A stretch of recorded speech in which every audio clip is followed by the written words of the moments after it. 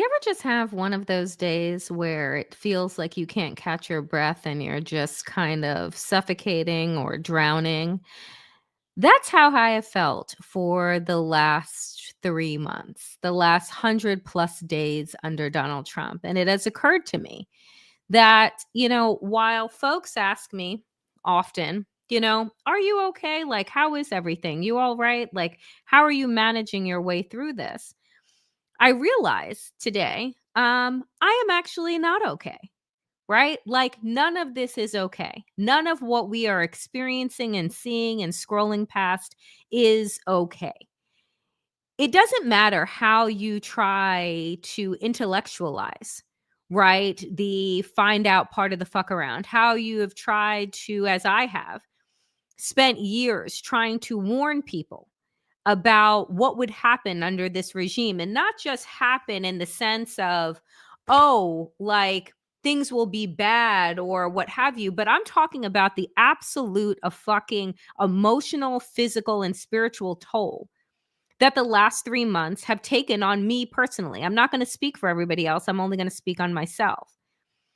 But I didn't want to be a part of this circus. I didn't sign up for this circus. And yet, on a daily basis, I feel like I am being shot out of a cannon into a sea, an ocean of fuckery.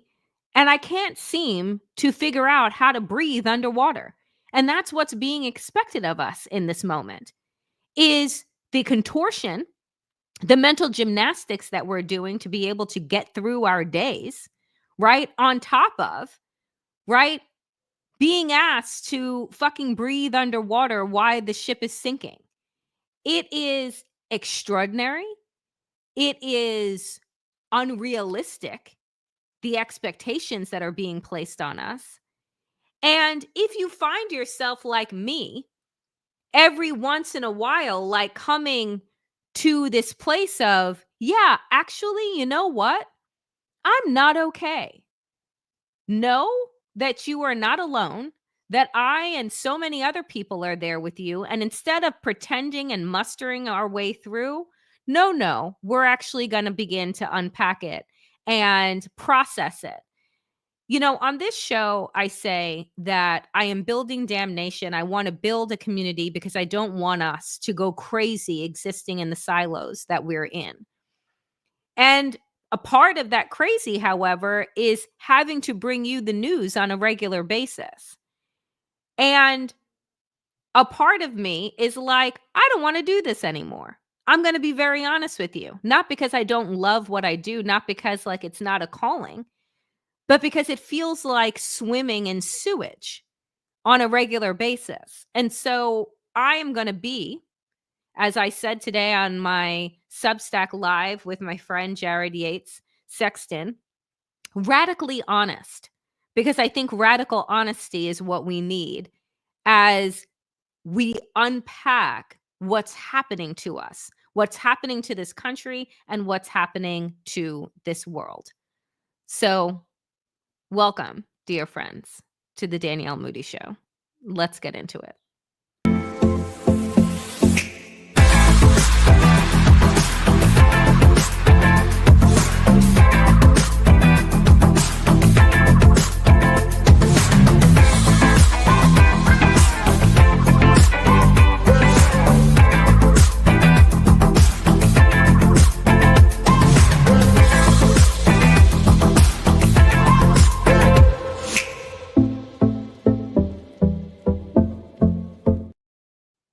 So we start off today with this photograph, this image that I used for today's show. That is an image that an artist illustrator over at Rolling Stone did back in 2015, right? 10 years ago. I was looking for a photo because I have to, think about, well, what's going to be the theme of today's show and then try and find an image. But when I saw that this illustration that was done back in 2015 by an illustrator named Juan Huez, I think, but it's from the Rolling Stone. I said 10 fucking years? 10 years we've been living inside of this circus. 10 years we have been trying to navigate through reality when reality has gone so far off the fucking rails. And yet we're supposed to just continue on like all is normal, all is well, just power your way through. And this is what we're being faced with every day. This enormous monster that is just fucking screaming. And there's no way for us to tune it out. Because for those that are just like, oh, just don't watch the news, just don't do this, just don't do that, it is seeping into our fucking pores. No matter which way and how you try to avoid the virus that is MAGA, because it isn't just Donald Trump. It hasn't just been one person now for 10 years. 10 years ago, it was one person and we had the opportunity to do away with them. But mainstream corporate media in cahoots with the Republican Party said, no, let the monster loose. And now it has infected 40% of the population. And now we're living inside of this nightmare where the unhinged, bloated clown is now destroying and killing everything around us. And we don't know how to get out. You're locked inside of the fun house of mirrors and you don't know how to get out. And that's where it is. It's like, as I was pulling together the headlines today, and I'm just like, who the fuck is running the asylum? Because it seems to me that Donald Trump has absolutely no control whatsoever. You have his cabinet members that are infighting. You have a woman that has absolutely no actual authority and or title inside of this administration, getting members of the actual administration and cabinets fired. Laura Loomer has more power than any of Donald Trump's cabinet members, any of his advisors. I don't know what kind of fucking magician work she has done on this man, but when she says jump, he says how fucking high. And so I give you this that happened right before I came on air. Trump expected to pull Surgeon General pick following Laura Loomer complaints. Dr. Janet Neshawat was slated to appear for a confirmation hearing tomorrow. But, you know, Donald Trump announced, right? Jump to the second paragraph with me. When announcing his intent to nominate Neshawat to the post in November, Trump touted her work on the front lines in New York City during the coronavirus pandemic. Neshawat was a frequent Fox News medical contributor. Oh, so that makes her qualified to be a surgeon general. And worked as a physician at the Times Square City MD urgent care clinic before becoming one of its medical directors. But then this happens. The news comes as right-wing activists. And so first off, can we stop with the right-wing activist bullshit? She is a lunatic fringe white nationalist that has been mainstreamed and mainlined into fucking MAGA. Right-wing activist provides legitimacy to her 9/11 conspiracy theories and her anti-Semitism, not to mention her anti-blackness, anti-immigration, etc., etc., etc. I continue to say this over and fucking over and over again. This country, this space is broken. And it is broken because of folks who were allowed to be in this space right? That were allowed to be here. And somehow we allowed them to be mainstreamed. We allowed them to be here in this space where, okay, so Laura Loomer, claim to fame, locking herself, tying herself to the gates of Twitter when it was still Twitter because they took down her profile. That was when I'm assuming Elon Musk wasn't in charge of it and he didn't roll out the red carpet to anti-Semites and to racists. And now all she has to do is whisper in the ear of Donald Trump and poof, you've lost your job. Or you have been rerouted to another position. All because this woman said so. Again, folks, she has no position inside of this White House. She's not an advisor.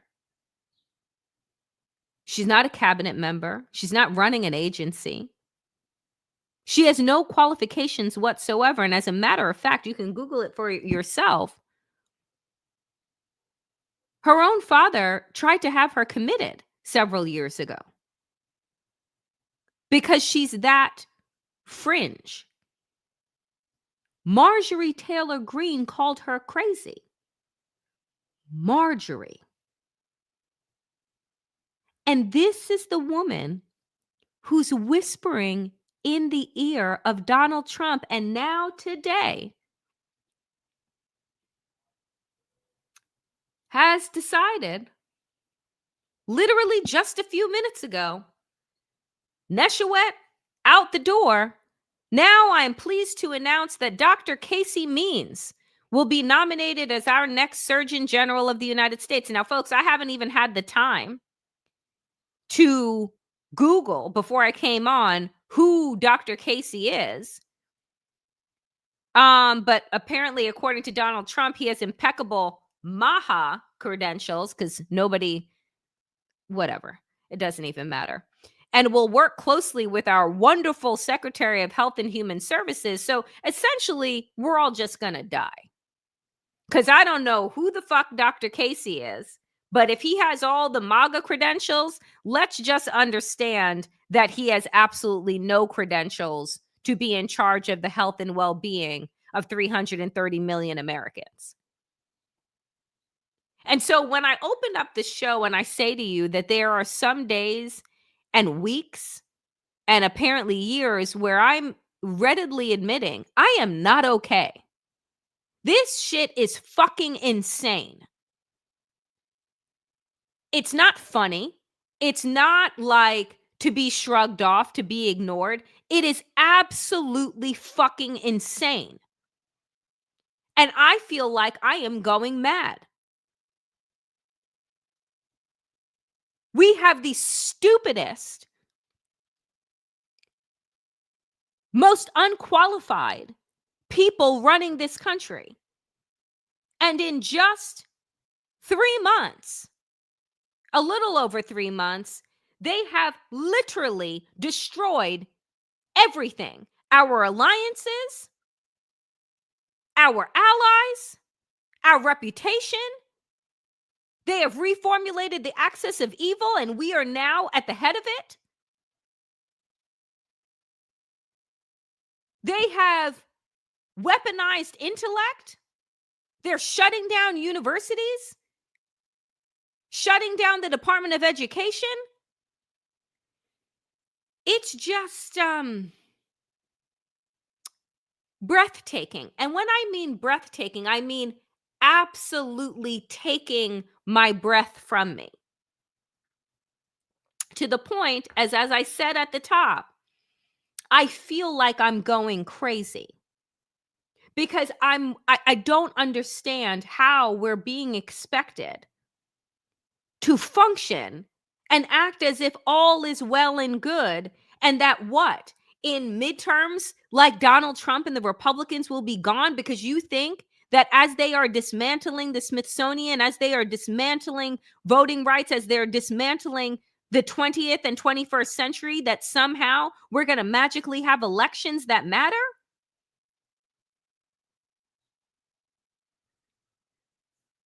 Every day, I want to run out into the street and like just scream. Every day. I'm not sleeping well. I'm sleeping either too much or too little. I'm eating either too much or too little. My body is trying to regulate itself in a space that is just like claustrophobic. you know, it's extraordinary. It's extraordinary. So today, Donald Trump gives one of his fucking obscene press conferences. I don't even, like, what do you even call it? I don't know. So a reporter asked him today, is your administration sending migrants to Libya? Trump, I don't know. You'll have to ask Homeland Security. What? Wouldn't Homeland Security be operating off of the plans that you put in place? Or is everybody just making this shit up as they go along? I'm sure that the latter is true, but my God, you don't even pretend to know what the fuck is going on anymore. Can you imagine? Just imagine for a moment, and I'm sorry for the clap and like your ears, but like, just imagine for a moment if just 5 months ago, Joe Biden had been asked a question about anything that was happening inside of his administration, and his response was, I don't know. You'll have to go ask that person over there. Do you know what the fucking headlines would be right after he uttered the phrase, I don't know? It would be, oh my God, Joe Biden lost his mind. No one's in charge. He's asleep at the wheel, too old to lead, ... I mean, they would destroy him as they did over the 4 years of his administration, chipping away at his character, chipping away at his cognition. Whether or not Joe Biden is 100% at fucking 80 years old, I don't know. Obviously not. We all saw the fucking debate, but you're going to tell me that you don't provide the same type of follow-up, the same type of treatment to this motherfucker who is literally shipping people out of this country to foreign gulags, and the response is, I don't know. He's asked over the weekend, is it the president's job to uphold the Constitution?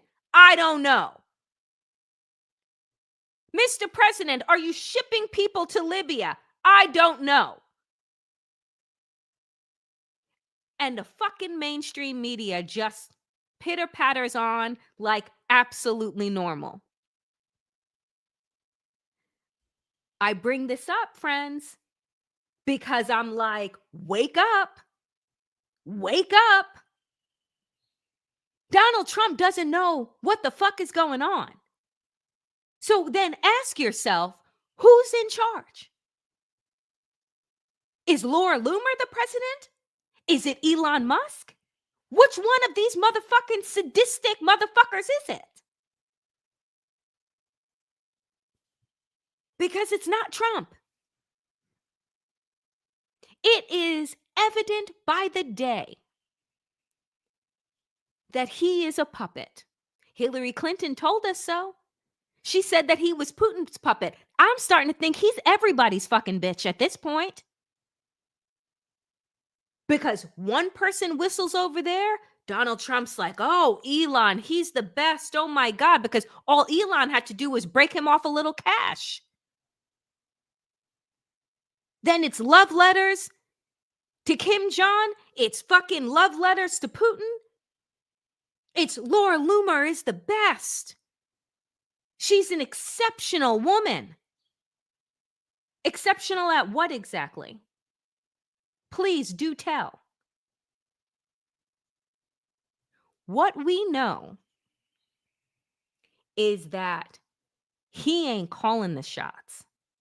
So the question that we should all be asking, those of us in media, is who the fuck is running the show? Because if you are saying that you don't know to the most basic questions about what is happening inside of your administration, somebody's got to know. Somebody's giving direct orders. Somebody's saying load the planes. Somebody's saying this person got to be dismissed or moved to UN ambassador or moved out of this, that, and the other thing. Somebody is calling the shots. Who is it? Is it Stephen Miller, Steve Bannon, Laura Loomer, Elon Musk? Because it's not Donald Trump. And so, is it then of any surprise that the infighting has already begun? Is it any surprise that when asked basic questions about who's doing what, why are there, I don't know, to road rules Sean Duffy, why are there all of these helicopters flying over DC? On top of, why is Newark Airport collapsing and everybody is on strike? He's busy sending pictures of tacos. But when asked these basic questions, this guy, he can't provide answers. And so instead, what does he do? Instead, dear friends, he decides to divert and throw another right. So they have to have a mile and a half nautical separation, nautical miles, 500 feet separation as well. They breached that airspace, the helicopter did, and so 2 airplanes had to go around.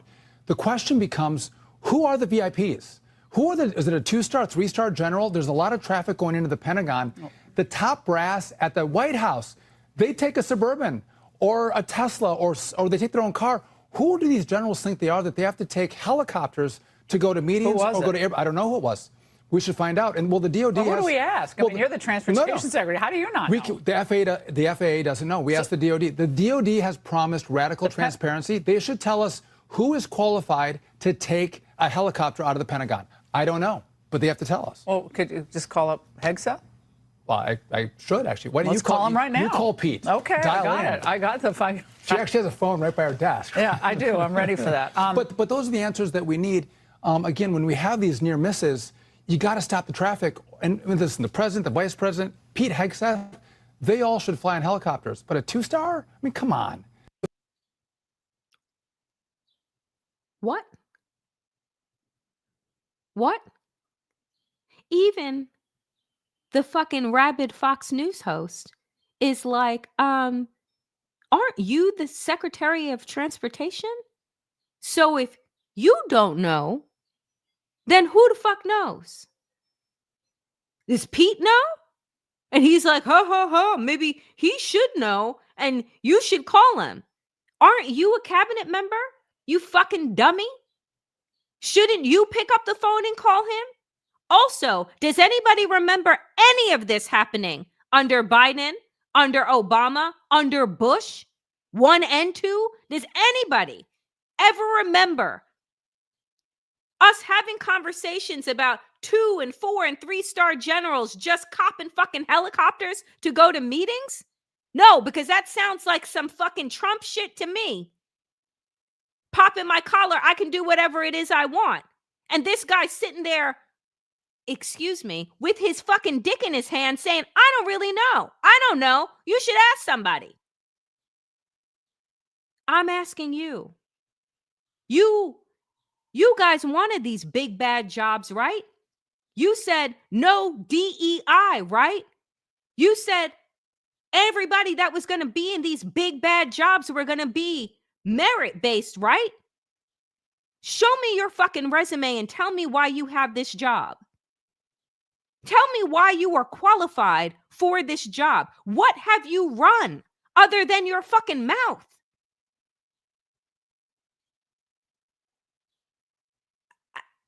Like when I tell you that today I am on like at the end of my rope, when I tell you that today, like I'm looking around and I'm just like, this is it?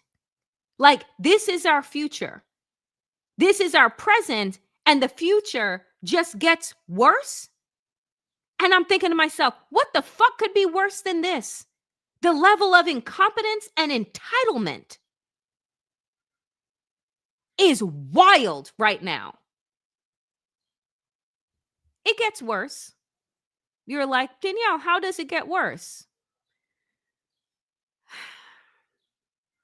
It gets worse.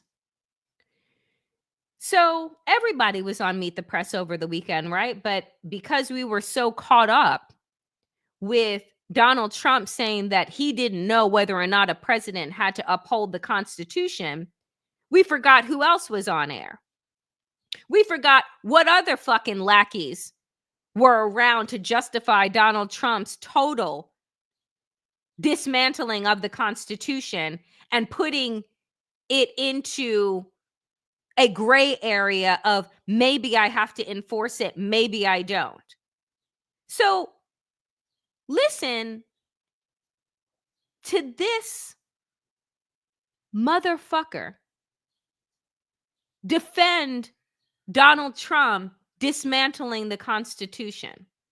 When it comes to due process, that is a privilege reserved for American citizens. When people are in our country illegally, there is a semblance of due process, but not nearly at the level of a United States citizen, of an American. There are two different standards. You come to America, you are a guest in the United States. That privilege can be revoked. And a lot of these illegal aliens were not guests. They showed up at the southern border. Joe Biden abused our laws, ignored our laws, and let them in. And yet, so what are the American people supposed to say about that? Well, the Constitution, I mean, let me just read you. This is the Fifth Amendment. No person shall be held to answer for a capital or otherwise infamous crime unless a presentment or indictment of a grand jury, except in cases arising in the land or naval forces. And then it goes on to say, nor shall any person be subjected for the same offense to be twice put in jeopardy of life, limb, nor shall be compelled in any criminal case to be a witness against himself, nor be deprived of life, liberty, or property without due process of law.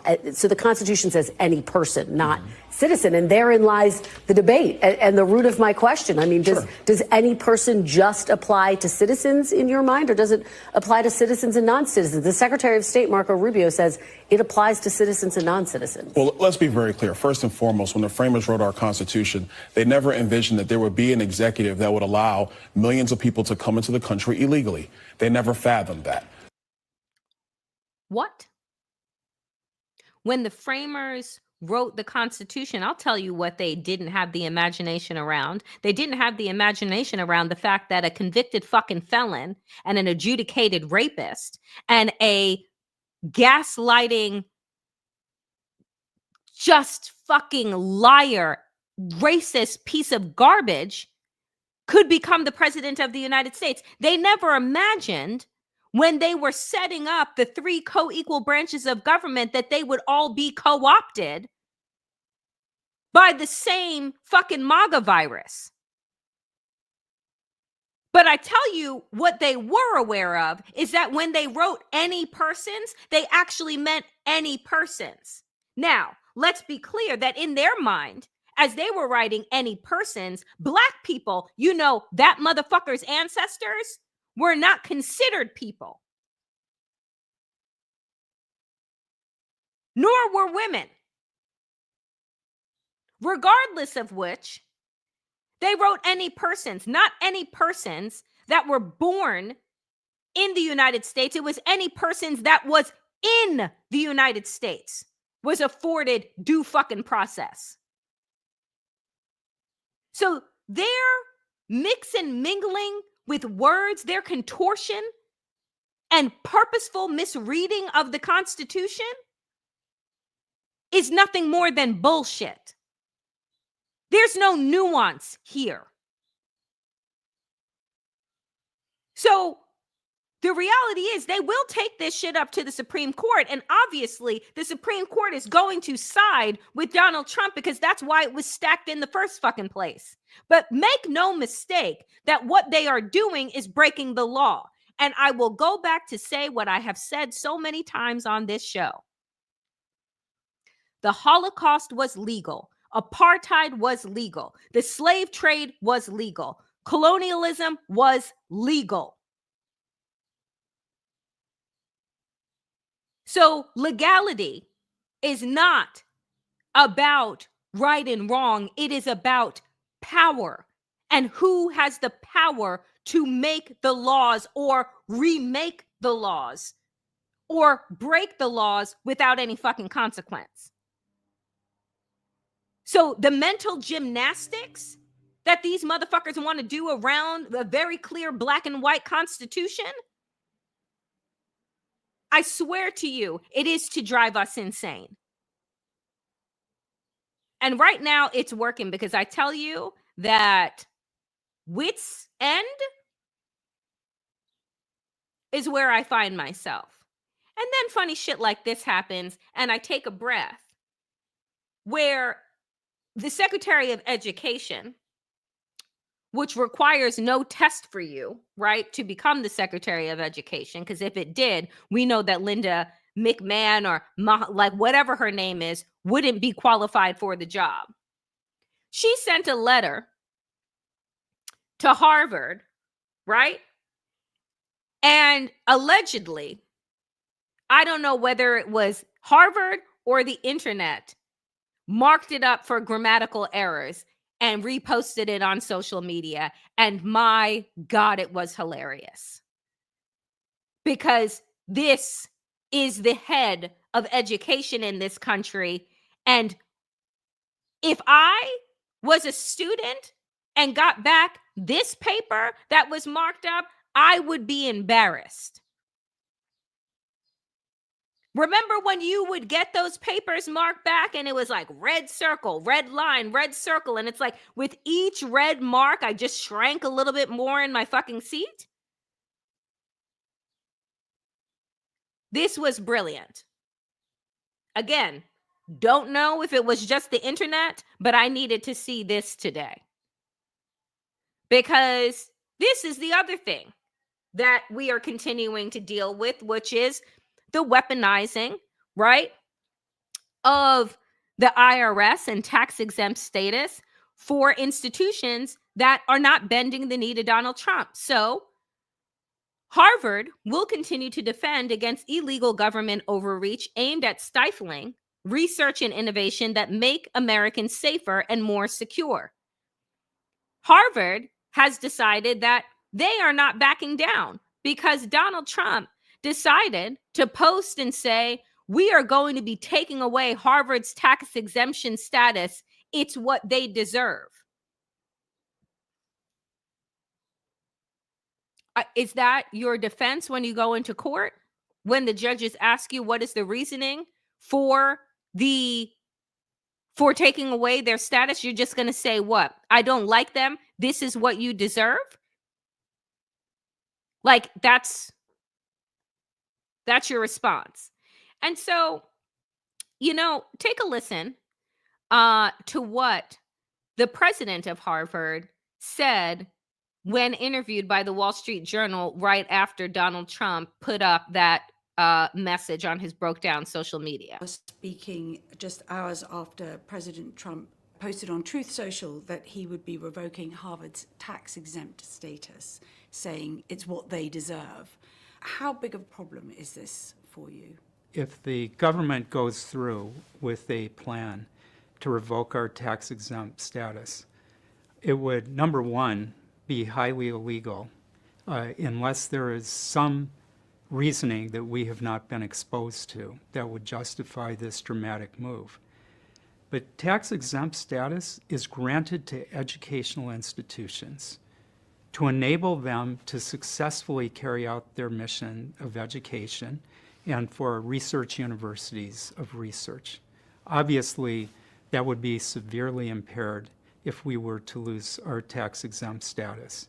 And I should add, it would be destructive to Harvard, but the message that it sends to the educational community would be a very dire one, which suggests that political disagreements could be used as a basis to pose what might be an existential threat to so many educational institutions.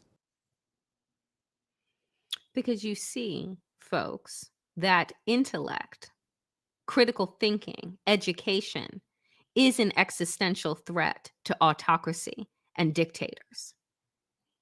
That is why the first place that they go to try and dismantle are institutions of higher education and K through 12 education.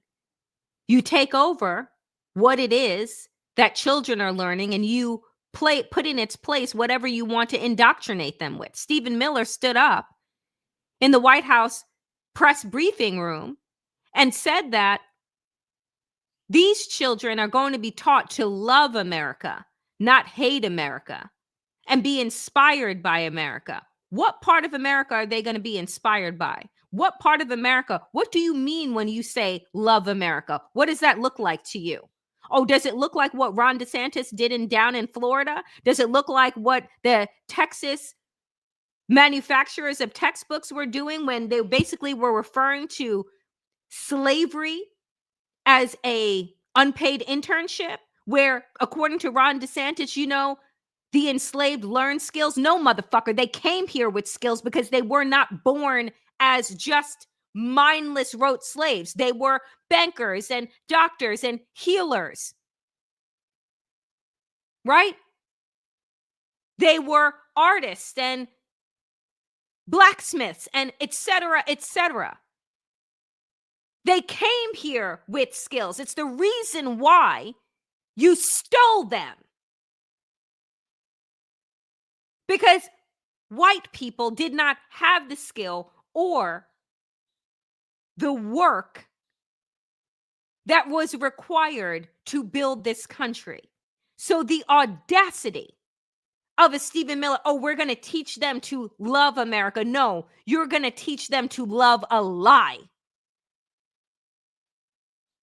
Which is what all of us, every single fucking one of us has been taught to do. You're going to be taught to not question. You're going to be taught to memorize and regurgitate. We're going to reinstall the statues of Confederate fucking traitors. And fed the lie that, oh, it was the South's rebellion. That's what the Confederate flag means. Oh, the Ku Klux Klan, they weren't bad. They just believed in states' rights.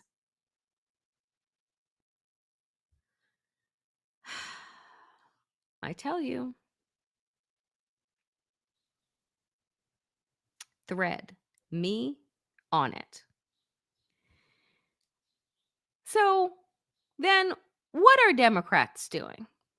What's the conversation that's being had right now, right? Like, what are they fucking offering?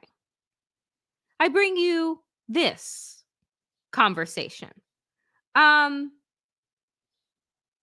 Have got to make sure that our opposition and everything that we're against, and obviously there is a lot to be passionately against right now, but it has to travel with a clearer picture of what we are for. Because there are a lot of voters who, for whatever reason, and Democrats might be shocked by this, but for whatever reason, did not find any of the things they've seen so far about Donald Trump to be disqualifying. And what that means is there's something else that, it doesn't mean they necessarily loved him, but they need to see something more. This is not a question of accommodating things that we don't agree with, or watering down or changing our values. It is a question of making very clear to everybody how your everyday life is different if we're in charge compared to if they're in charge. What your life could be like if wages went up the way that we proposed that they be raised. What we would do with the money if we successfully stopped the tax cuts for the wealthy that are at the core of Donald Trump's economic agenda. What we think could happen in a country where we had paid family leave and some of the unfinished business of fixing our health care system. It's not just a matter of preserving the Affordable Care Act, as important as that is. It's going the next step to make sure everybody can get and afford health care. All of these things that need to happen, that needs to be as clear a picture as our response to the authoritarian tendencies of this administration. Because the truth is, proto-authoritarian governments don't just come out of nowhere. We would not be in this situation if the government, the economy, and the politics of our country were healthy. They've been unhealthy for a long time. I think everybody knows that. And if my party seems like it's calling for a return to the status quo from before, that will be both substantively wrong and politically it will fail. Here's the thing. I like Pete Buttigieg. Okay? Let me preface what I'm about to say. The fact I like him. I thought he did a good job as Secretary of Transportation. I think he's an incredible debater. I think that he is very smart. But here's the thing that even I believe that Pete misses. And he's very adept. He's very skilled. I like when he goes on Fox News, and I wish that he gave media training for all of his colleagues. But here is what he misses. You are not going to convince people out of their whiteness and their privilege.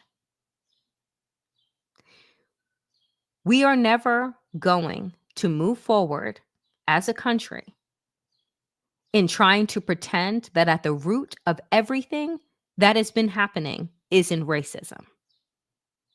Now, people can tell me ad nauseum, oh no, it's economic this and it's identity that and bop, bop, bop, bop, bop. It's the prices, it's the housing, it's this, that, and the other thing. Stop with the fucking bullshit. When a rabid, racist white woman can raise $1 million after calling a black child, a black toddler, a fucking baby, the N-word,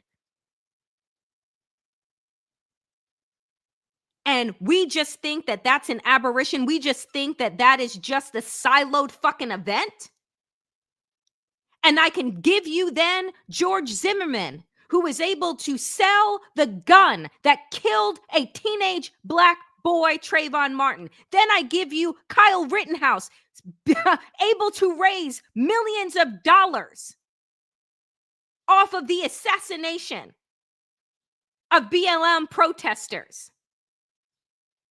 Then I give you Daniel Perry, who choked a black man to death on a subway in New York City and was given a fucking job at a law firm. You are not going to convince white America to come along your way if you don't address the fucking racism in the fucking room. And Democrats would do themselves a great service if instead of trying to get the white racists to dance with them, that they would dance with the ones that are playing the fucking music. The black people, the people of color, the women, the queer folks that are in the room that want what? Equity, and to be able to live a life free of violence and fear and intimidation. That's your fucking base. That's what people want.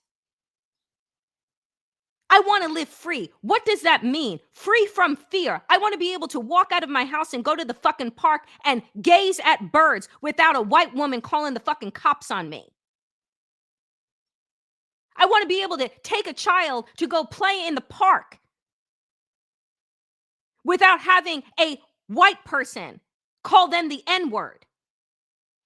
I want to be free to go into the fucking bathroom if I am a trans person without the fear of being killed or humiliated. Folks, I am so fucking tired of Democrats wanting to have a conversation about everything else other than what it is. I am tired. I'm tired of the mental gymnastics that is done on both fucking sides. So today, I urge you all, if you have yet to go to my Substack to subscribe. Again, I give out every fucking thing for free because, as Waj and I say, we are terrible capitalists.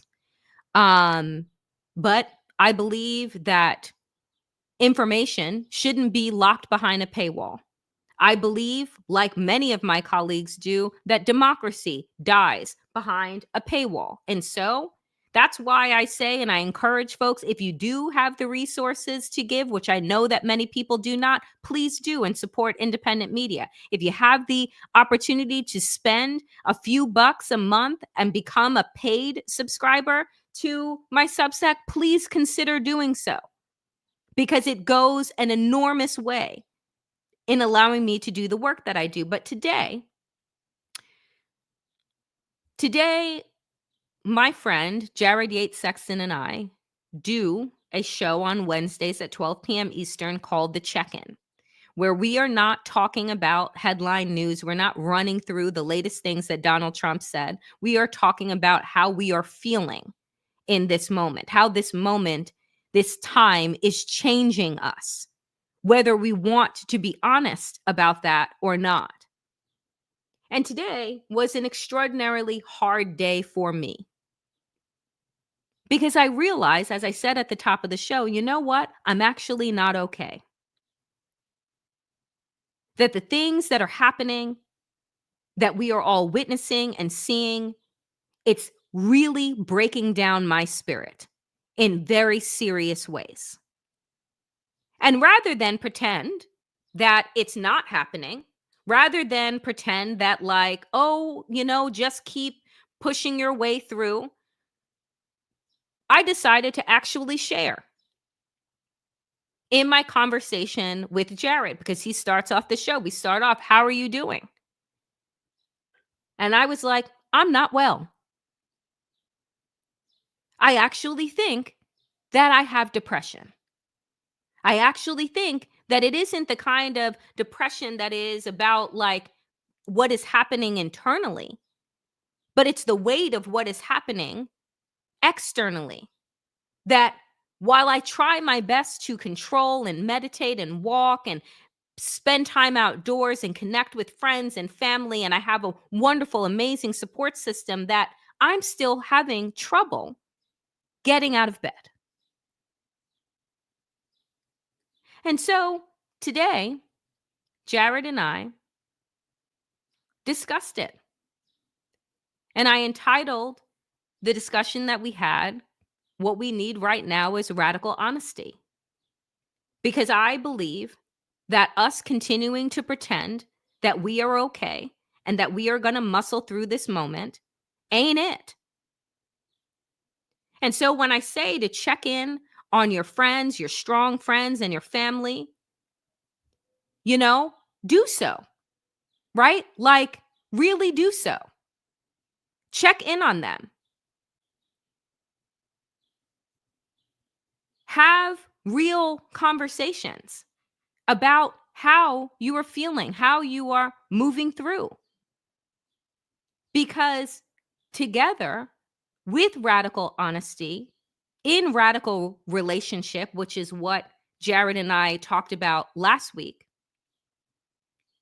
and I posted here on YouTube over the weekend, is necessary. And not only is it necessary, it may save our lives. Because right now we are in a place where we are where we are just surviving. And I want to get us back to a place where we are actually able to thrive. But in order to get to the place of thriving, we actually need to admit that we're not well.